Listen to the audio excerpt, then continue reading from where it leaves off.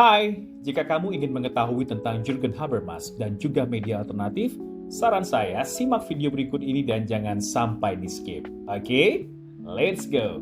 Habermas merupakan seorang filsuf dan sosiolog yang berasal dari Jerman. Ia lahir pada 18 Juni tahun 1929.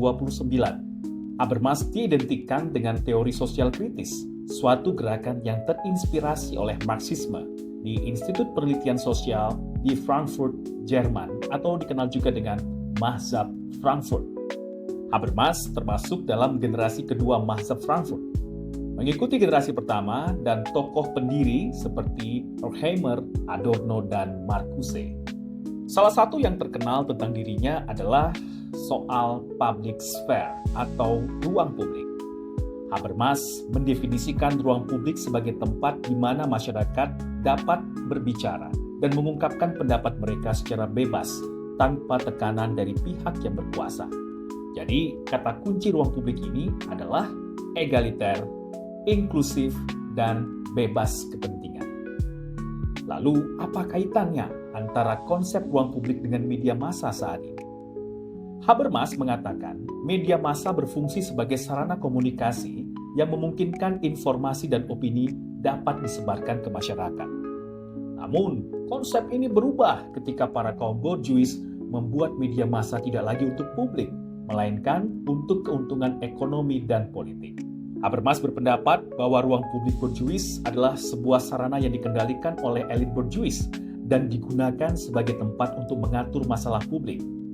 Ruang publik borjuis ini lebih mementingkan partisipasi politik melalui diskusi dan argumen, namun hanya bisa diakses oleh orang-orang yang memiliki posisi ekonomi dan sosial yang tinggi. Oleh karena itu, ruang publik borjuis cenderung membentuk opini dan pandangan yang hanya mewakili kepentingan kelompok atas. Lalu, apakah konsep ruang publik Habermas masih bisa kita pakai saat ini? Nah, banyak pakar mengatakan bahwa konsep ruang publik Habermas saat ini dijadikan sebagai sesuatu yang ideal, yang sebaiknya diikuti oleh banyak media massa.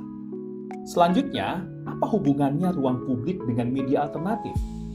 Jadi begini, karena ruang publik sudah tidak menjadi tempat di mana masyarakat dapat berbicara dan mengungkapkan pendapat mereka secara bebas, tanpa tekanan dari pihak yang berkuasa, karena sudah dikendalikan oleh para elit borjuis yang membentuk pandangannya untuk kepentingan sendiri dan menyebabkan suara dari masyarakat kecil tidak terdengar atau senyap. Nah, media alternatif hadir untuk mengatasi masalah tersebut. Menurut Alfonso Dagbron, media alternatif memberikan suara kepada mereka yang tidak bersuara dan mampu mendukung perubahan sosial. Media alternatif muncul akibat ketidakpercayaan masyarakat terhadap media massa. Maka, salah satu pilihan yang dilakukan oleh masyarakat untuk mendapatkan informasi yang benar adalah dengan menggunakan media alternatif. Kepemilikan media alternatif bukan dari institusi media, melainkan biasanya dari komunitas atau kelompok tertentu. Misalkan, Magdalene.co, sebagai media alternatif perempuan yang berupaya menjadi ruang alternatif bagi perempuan dalam menyuarakan kepentingannya. Bisa pula radio komunitas maupun televisi komunitas. Media alternatif merupakan media yang berorientasi pada masyarakat serta ikut bermain dalam membangun wacana di ruang publik. Media alternatif diharapkan dapat melayani kelompok yang termarginalkan. Pada intinya, kaitan antara ruang publik dengan media alternatif adalah ketika masyarakat tidak diberi ruang untuk mengeluarkan pendapatnya karena elit borjuis yang menguasai publik. Nah, media alternatif hadir untuk menyuarakan suara-suara masyarakat yang senyap karena tidak diberikan ruang oleh yang memiliki kekuasaan. Oke, jadi itulah pembahasan mengenai Jürgen Habermas beserta konsep pemikirannya mengenai ruang publik dan kaitannya dengan media alternatif. Semoga bermanfaat dan sampai jumpa.